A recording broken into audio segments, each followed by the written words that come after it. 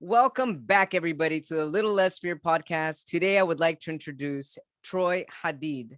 Was born in Trinidad, wrote his first letter to the editor at 10, has taught yoga internationally for over 15 years, and has founded several successful businesses, including a hemp store, a waste oil recycling business, and a yoga studio. He has walked coast to coast across Central America, navigated the world on a ship, spent prolonged periods in silence, and is continuously seeking to make sense of the human experience.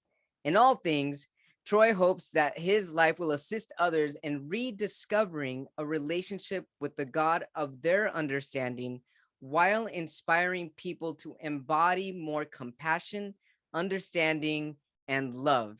Welcome to the Little Less Fear podcast, Troy. Yeah, Lino, thank you for having me. What an introduction that is. Thank you. Absolutely a You pleasure. made it all sound so good. Thank you. Excellent. So Yeah, you are in Trinidad right now, I'm in Trinidad. and you've been there This, your whole life?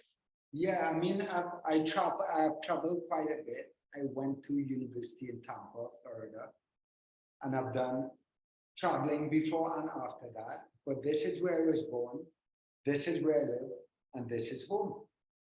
Awesome. Well, I've never been there, but I can imagine it's beautiful, and I would love to go there one day. Yeah, it's amazing. You're welcome. You should come visit. It is such a beautiful, magical place. But we, like any third world country and a third world island, like anyway, we have our challenges with leadership and corruption, and people in Trinidad don't necessarily value the majesty of the environment that we're blessed with, and but our culture is amazing. Our people are beautiful. It is really a very blessed place. Excellent. Troy, so you're an author, a yoga teacher, and social entrepreneur. Tell us about your journey to where you are at today. What brought you to where you are currently at today? Oh, that's a good question. What brought me to where I am at today is a lot of very divinely inspired moments. I grew up in Trinidad. My whole life from a young age, I wanted to be the next Pele. I wanted to be a soccer player, a professional soccer player. And that didn't work out. And when I graduated university at about 21, I came back home and people would say, well, what are you going to do with your life? And let me see that. I was this better? Yes. Yeah. Yeah. Is that okay? Yes, thank you. Yeah, wicked. Um, and when I came back home from university, people would ask, well, what are you going to do with your life? And I'll say, well, I'm going to be a yoga teacher. And they would say, well, do you do yoga? I said, no. Like, how you're going to be a yoga teacher? Just something I knew I was going to do. And I didn't start teaching yoga just yet. I actually opened Trinidad's first hemp store, all natural clothing, hemp cannabis product store, not a head shop, but a hemp shop. It was in a smoke shop. Yeah, And I there's a ran big that, difference there. yeah, huge difference. And I ran that for about 7 years, during which I got certified to teach yoga. And after that, I decided I didn't want to run a retail store anymore. I didn't feel like that's what I wanted to do with the rest of my life. I actually founded a waste cooking oil recycling business that did really well. And after about 5 years, I sold that so I could give all my energy to building this yoga community, which is now such a beautiful space and a beautiful community to be in. And the last 4 years, I've been writing. I just finished writing my first book, which should be released at the end of this year. And that in Congratulations. itself has been a journey. So Congratulations. that's kind of like on one level what has gotten to where I am. Uh-huh. But the biggest thing for me, anytime people ask me what I do or if I have a career or these labels I put around myself, I remember at a really young age when I realized that I wasn't good enough to be a professional football player. I remember calling on God and I gave my life to God. And I said that whatever I do, I wanted to serve something greater. And so I don't really put labels around myself.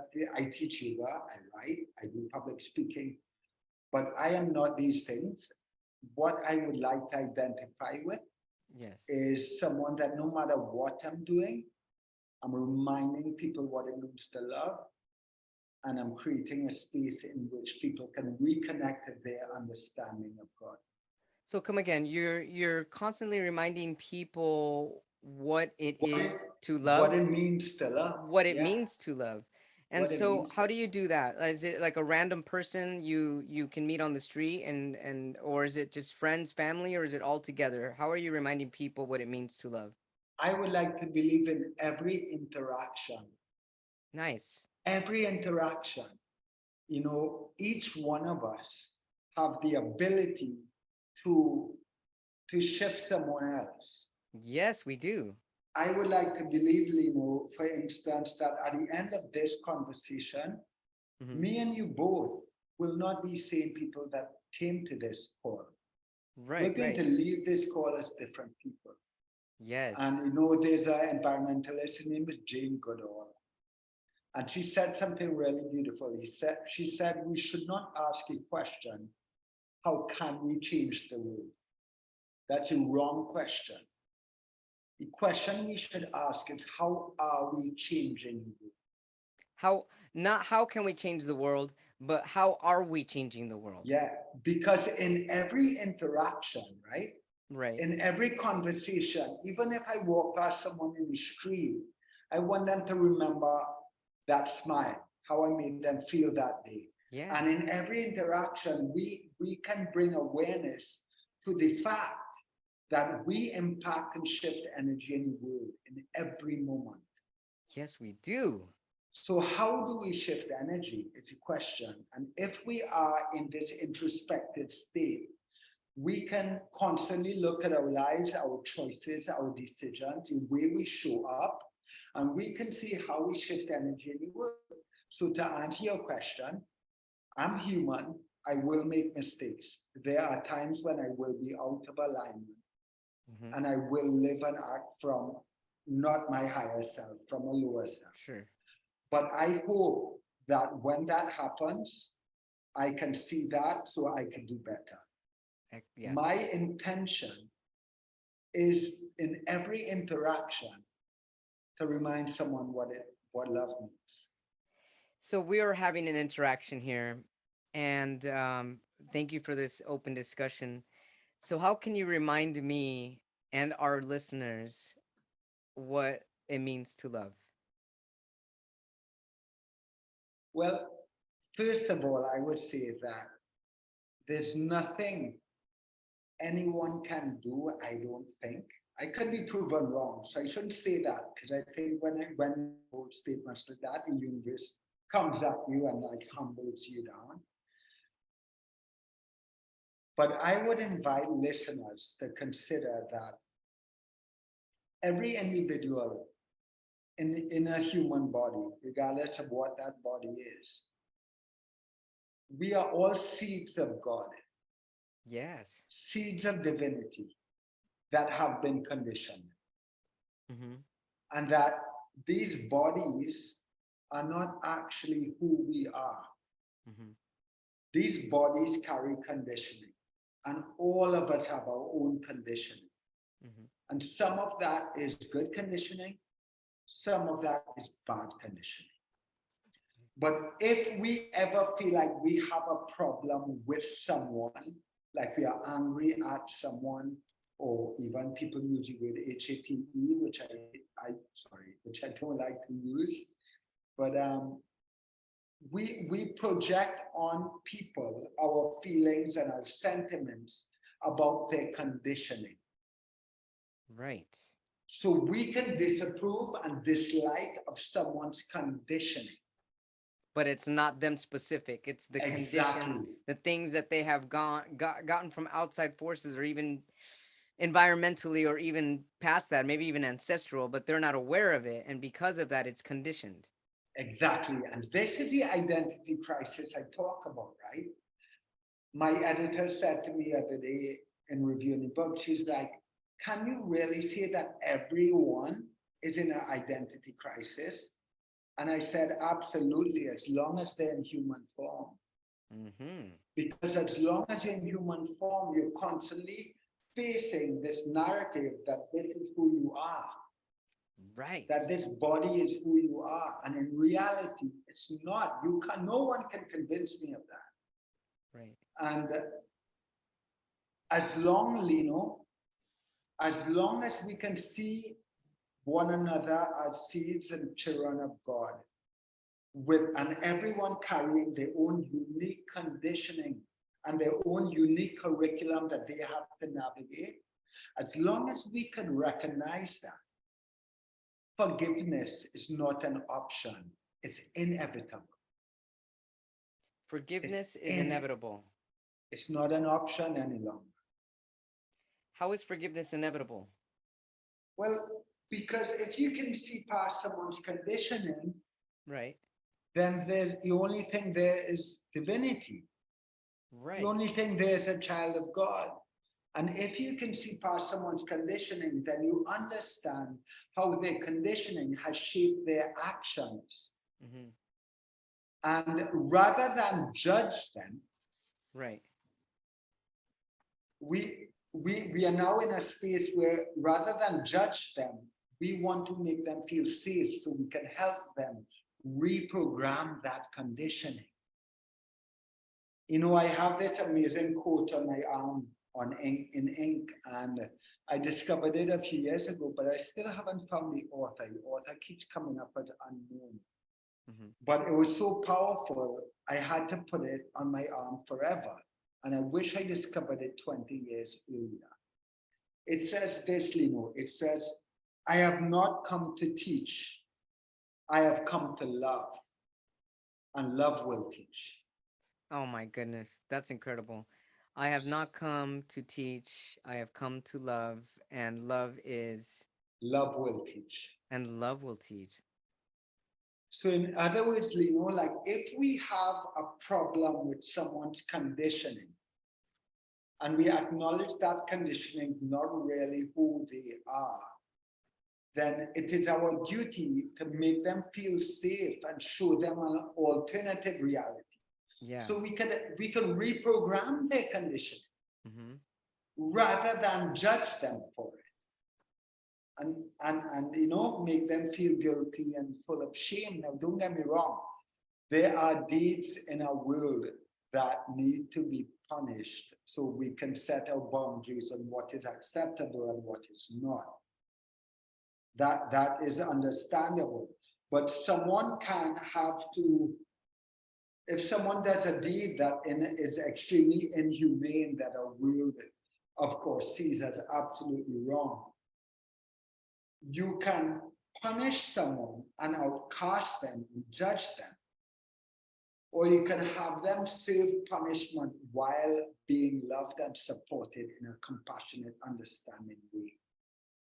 How would somebody get punished and be supported in a loving, compassionate way at the same time? I think things like reform, mm-hmm. therapy, opportunities.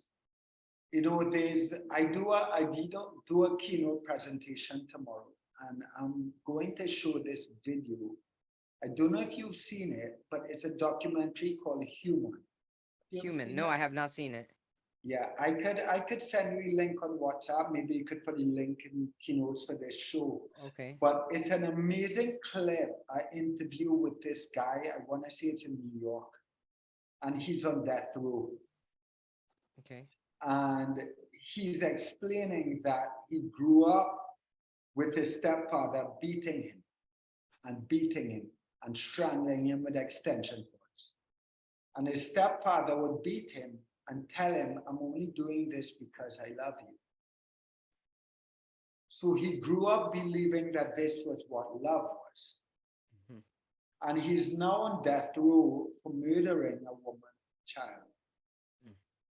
And he's explaining that only when he came to prison on death row was when he came to understand what love was. In a place that is completely devoid of love is the first time where he began to understand what love was.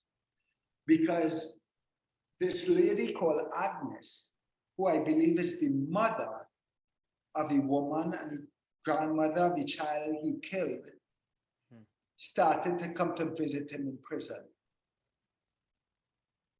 And he says that is every day would come and visit him in prison and show him this love and this understanding and this compassion.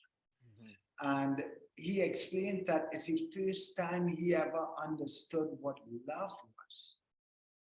When somebody was willing to see past his conditioning Mhm. and make him feel safe. Wow, that's powerful. And that documentary is called Human. Yeah, it's there are quite a few of them, but I mean, his interview is just 2.5 minutes, but it's Oh, 2.5 minutes that will change your life. oh my goodness. Yeah, well, I'm definitely gonna check that out. Yeah, yeah. And there are many other people in that documentary, but it is a documentary about the human experience and different people and what they go through, you know. Hell, you could be on that documentary, you know. Yeah, I'd love to. That'd be Yeah, incredible. yeah, So I love how you started by saying that forgiveness is inevitable because it's seen past conditioning and therefore only seeing people for their divinity. And yeah, that is, I'm assuming that's where compassion, true compassion comes in. When you yeah, can actually see them for who their inner light is, their inner being, and not the stuff that has been done to them to condition them to be a certain way, other than their whole inner light. yeah, absolutely. But as long as we see we attach to our identity, our physical body, Right. then of course it's a lot harder to forgive people. And Right. we have all these boundaries and limits we place on forgiveness. Right. But if we come to actually understand that we are not our physical bodies, that this is not who we are, then not only can you not do anything to me personally, Mm-hmm. but I can't get upset with you personally. I can get upset with your conditioning, Mm-hmm. which you embody, but it's not personal. Right. Because below this conditioning, below this identity in physical form, there is no Lino and Troy. Mm-hmm. You know, we are part of one whole, and I think this is what we've forgotten. And I understand why we've forgotten it. Because from the day I was born, I was told I am Troy and this is my body. Right. And you were told that, not Lino, I don't know if your name was Lino back then, but you were given a name and told that was your body. Right. So we grew up believing this is who we are. Now get this, Lino, not to rant a little bit, but if I am told every day, if that narrative is reinforced and reinforced that I am Troy and this is my body, and I choose to believe that, then unconsciously, what I come to believe is that when I leave my body, I cease to exist. Mm-hmm. And this is not something I connect to or relate to Mm-hmm. because every word, action, and thought, and the resonance and vibration of our relationships, we change people in that interaction, Yes, we do. which means that we impact their consciousness. Mm-hmm. So every conversation and moment they live from then on, we live in that as well. Right. You know, and there will be a day, we all know we're going to die one day. We all know that. Yeah. But I don't think we always put this perspective on it. There will come a day when no one remembers our name, no one remembers what we've done, and we won't even remember what we experienced in human form. It will all be forgotten. Right. None of that is who we are.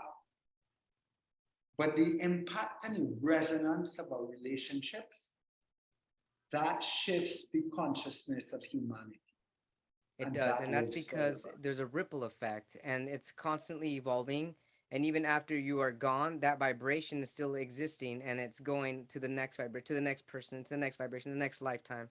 So there's a ripple effect. 100%. Energy cannot be created nor destroyed. Right. Einstein. Yes, exactly.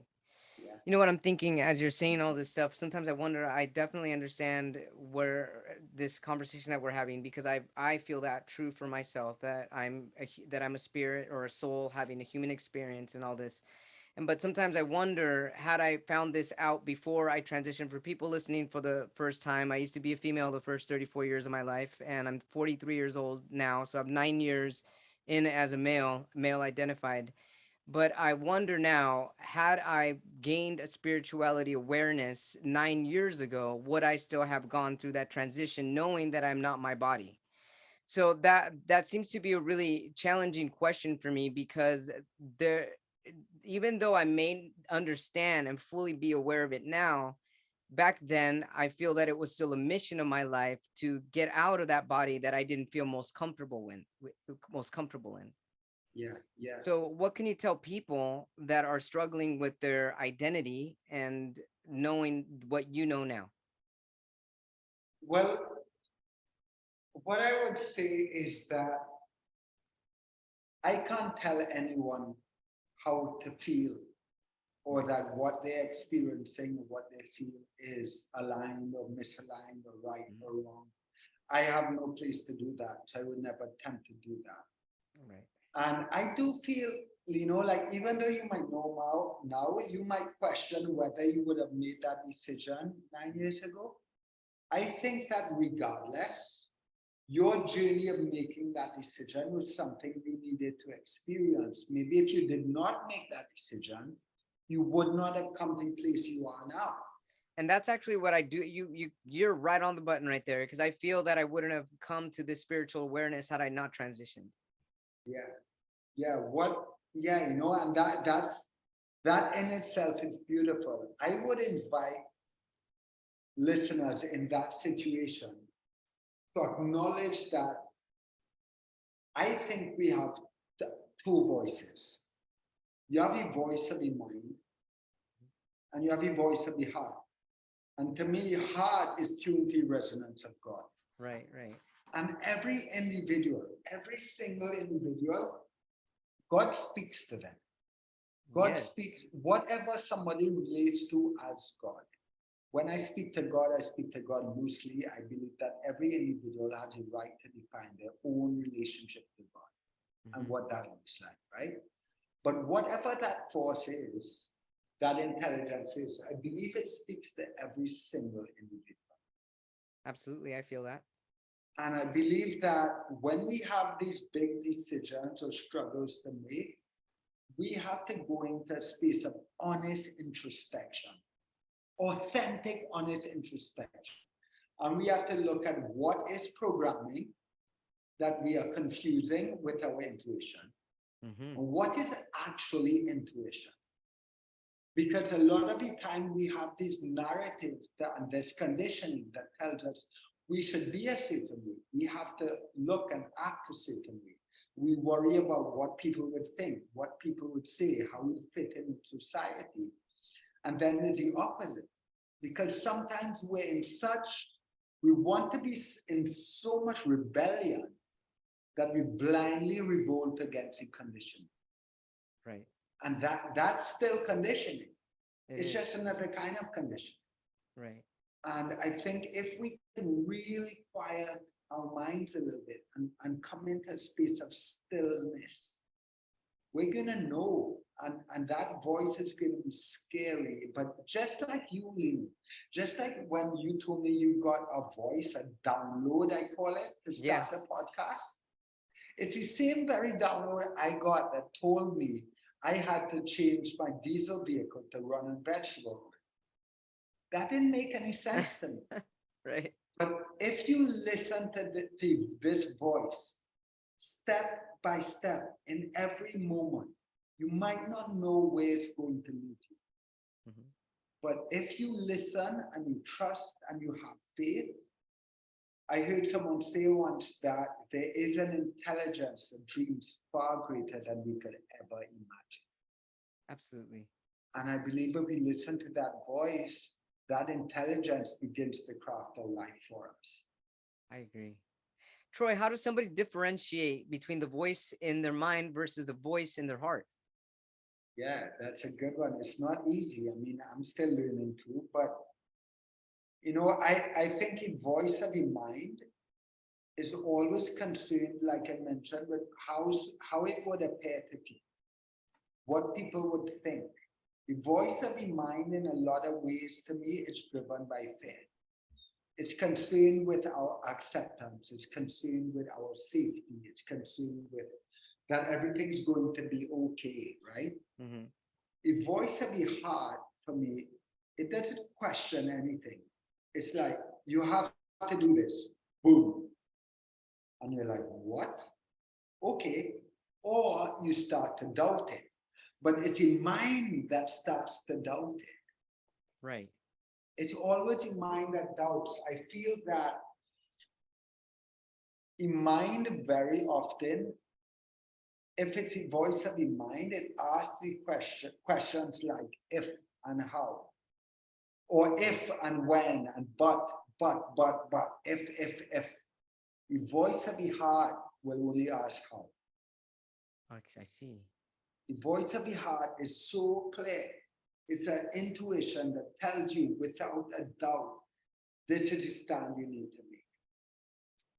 Mm-hmm. This is the direction you need to go. And I always, this as well is a very good reminder for us, because I always like to say that sometimes the voice of the heart will lead you to areas of desperation. It will lead you onto a battlefield when you feel like you are being beaten. Sometimes we get caught up and we believe that life is always meant to be flowers and rainbows, but it's not. We are here as spiritual beings, and whatever you want to call this experience, we are here to learn and grow. Right. We are here to partake in a transformation. This means that sometimes it's going to be really uncomfortable. So because you might listen to the voice of the heart and find yourself in a situation that creates extreme pain and suffering for you, doesn't mean you made the wrong decision. It means that there's something there for you to pay attention. Yeah, so basically, even if it's the voice of the heart is telling you to get yourself in a situation or do something that might bring something uncomfortable or maybe even pain or some type of stress, in the best terms to look at it is that your heart knows what's best for your soulful evolution, and there are lessons that we need to learn, and unless we go through that battle, we're not going to actually be able to upgrade our soul, if you want to say it that way, or come into alignment with our higher purpose until we actually learn that lesson, or just kind of get that out of our way that's been in the way for whatever reason, that's been in our way of our soul evolution. Is that correct? Yeah, absolutely. You hit it on the nail on the head. That's beautiful. And it's a really beautiful way to look at it, because a lot of people, when we struggle, we go into resistance mode. We want to feel better right away. Right away, we want to feel better rather than going through it and even quieting your mind and asking yourself, why am I going through this? What is my lesson here? What do I need to know about this? And accepting it and receiving it and going through it. Yeah, there's exactly, and I don't know if this is the same. Are you in the US, Lino? Yes, I'm in California, in the US. Cali, yeah. I was in LA last year. I love LA Oh, wow. so much. Yeah. Let me know when you come back. Yeah, I spent some time in Topanga with one of my teachers, Sean Cohen. Oh, beautiful. I loved LA, loved it. But yeah, what I was going to say this is, I don't know if up there you guys see this, but in Trinidad, sometimes people like to say, oh, everything happens for a reason. Good? Mm-hmm. Great, sure, we know that already. But that has an element of avoidance to it. That's like putting your hands up in the air and saying, no, I'm just going to go with this because everything happens for a reason. But do we have the courage to try to find out what that reason is? That's so true. A lot of people don't. They throw their hands up. It's happening for reasons, so let's let it be it. Yeah. Rather than what's the lesson learned here? What's going on? What is the reason? Why is this happening? Yeah, because for us to get that, we have to actually do the work. A lot of people now talk about doing the work. I'm using parentheses on my fingers. Doing the work is very uncomfortable stuff. It means looking at our own darkness. It means feeling all of the human experience, not just running away when we feel negative things. It means actually feeling it and trying to understand it. And another thing I hear people say sometimes, I'm going to go with the flow. I'm just going to go with the flow. Well, going with the flow is a massive element of disassociation and avoidance. We're not in human form to go with the flow. We're in human form to create and engage and interact with life. And I think sometimes we say a lot of things and we don't really get the depth of what it actually means. Thank you for that, Troy. So I noticed that you've got your own perspective as well on manifestation and the power of thought. What can you say about manifestation and the power of thought?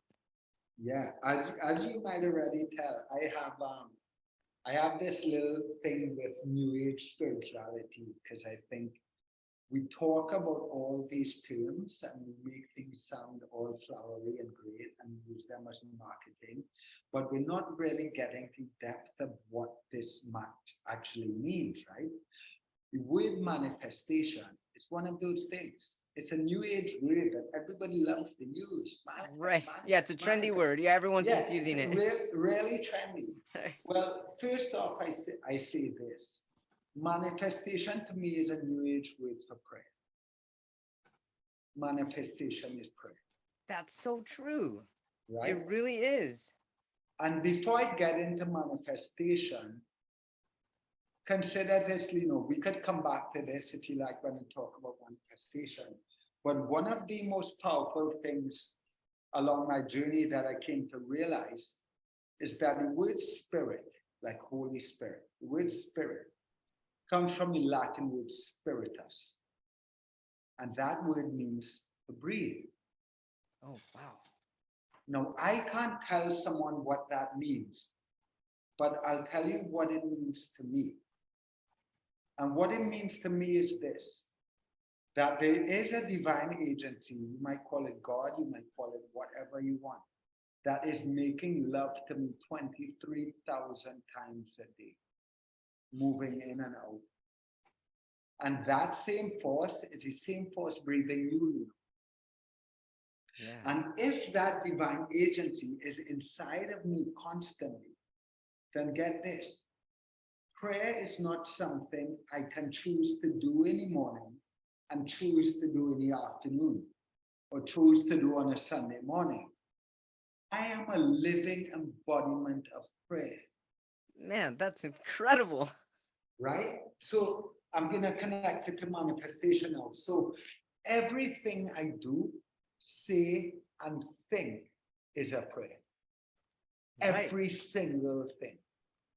And this leads to the same goes for manifestation. You could call it whatever you want. You can choose conveniently what you're manifesting and when you're manifesting. If I walk past a hungry man on the street and I don't feed him, I am praying for hunger. I am praying for starvation. I am praying for disconnect. I am praying for lack of humanity. You get what I'm saying? So every word, action, and thought, we can conveniently choose when we're going to manifest and when we're not. So what this does now, there's a massive responsibility for us to look at the intricacies of how we are living our lives and what that is contributing to the world. I remember one of my teachers and close friend, Sean Paul, she lives in Topanga. And I remember years ago, I was doing this retreat with her. And I don't know if she remembered this or if these were her words, but this is how it landed. I felt like she pointed a finger at me and she said, "You are what is wrong with everything in our world. You are the cause of all the misalignment in the world." And in that moment, I was like, what? Because I was trying so hard to live from a place of love, to live from a place of integrity, alignment, to see God everywhere. But I was conveniently looking at all the areas of my life in which I was doing that. I wasn't looking at the areas of my life in which I wasn't. And I feel that with regards to a lot of modern spirituality, this is what we're doing. We're looking at the areas of our life where we embody love, where we are courageous, where we are compassionate, where we are understanding. But we're not looking at the areas of our life where we're opposite of all those things. So what did And you learn from that woman telling you this? from Sean, well, that I believe had me start to reflect on all the things I did in my life unconsciously, not like I was doing them out of intention or conscious misalignment, but I was unconsciously contributing to things like greed and judgment and disconnect and even racial biases, right? Mhm. Because this was all my conditioning. But you know, there's a beautiful definition of yoga from, I believe it was a teacher called Krishnamacharya or Desikacharya, his son. They say that yoga is the making of the unconscious conscious. Mhm. So to me, when you know, I teach vinyasa yoga, which a lot of people very fast and aerobic style. But the way in which I teach vinyasa yoga is very slow and very intimate. And it's about bringing so much intention to every movement, Mhm. because this is what we need to do in our lives. That's how we learn to embody yoga, is can we live with this much intention?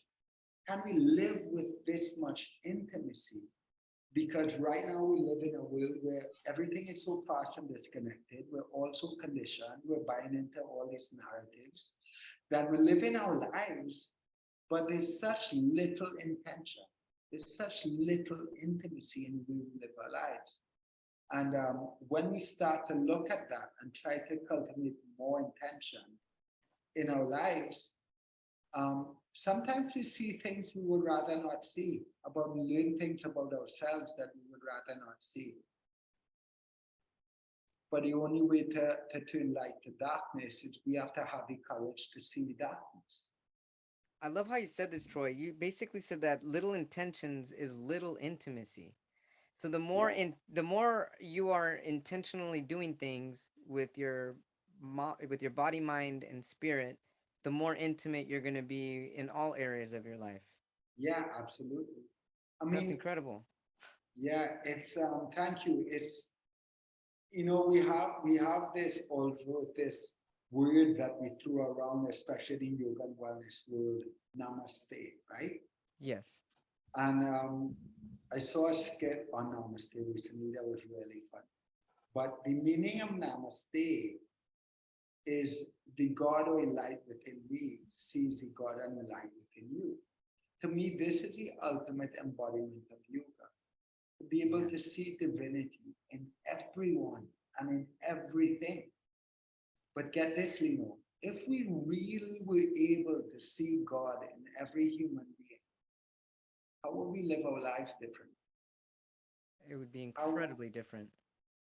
and even if in conflict, I'm not saying you can't be in conflict with God. Right. I'm not saying you can't disagree with God. He's going to poke us and trigger us for very specific reasons. Mhm. But if we can remember that in every human being, in every experience, to see that God lives there. But to do that, you have to be present. You have to have that intention. You have to stop in every moment and really see it for what it is, not what you project onto it. Right. And if we can do that and live with that intimacy, we begin to live very differently. Oh yeah, absolutely. And that is a practice of yoga. Yoga is not these postures and all of that jazz. This is a real practice. Yes, it is. Wow, that's amazing. I love this. So you have a book called Popcorn in My Pocket.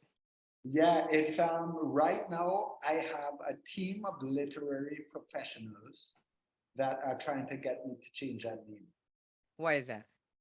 Um, I think from a literary marketing point of view, the two things have been brought to me. One is that the name itself doesn't really say what the book is about. Doesn't really give someone that intention, that idea. And also that what the book speaks about and what the book brings is really powerful, deep reflections that can actually move some, change someone.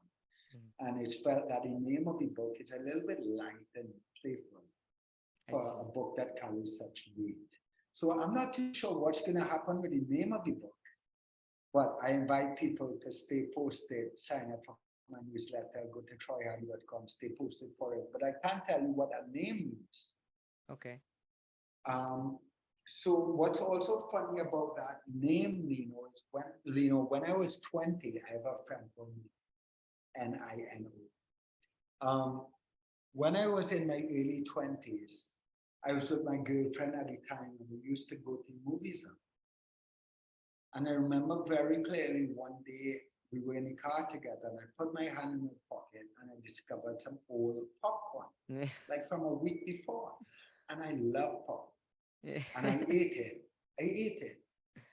And I whispered to my girlfriend, popcorn in my pocket is going to be the name of my first book. This was 20 years ago. Mhm. And it's taken a while to understand what that book could possibly mean. Mhm. So 4 years ago, I attempted to start writing again. And this is what came out. So the analogy of this title is that popcorn is a reference to all these spiritual insights and epiphanies and philosophies that we love to talk about. We love to post on social media.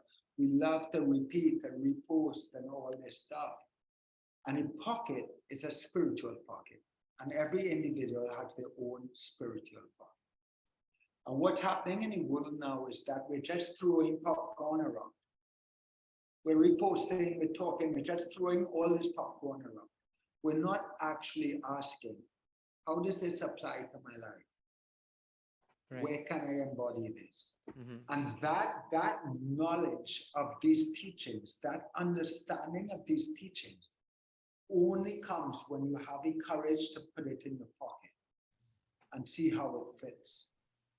So this book is one in which I talk a lot about some spiritual teachings and reflections and insights. But I also share stories from my own life that reflect not only how I may have embodied them and come to realizations, but also how I feel to embody them. And then I then turn it back on the reader at the end of every chapter and ask the reader to reflect on their own lives and ask some really powerful questions. That's incredible. So hopefully popcorn in my pocket helps the reader discover popcorn in their own pocket. Wow, I love that. And I love the analogies too. That's incredible. Troy, what an honor it has been to connect with you on this level. I love this conversation. I feel like we can keep going and going and going. Where can our viewers, our watchers, and our listeners find you if they need to get a hold of you?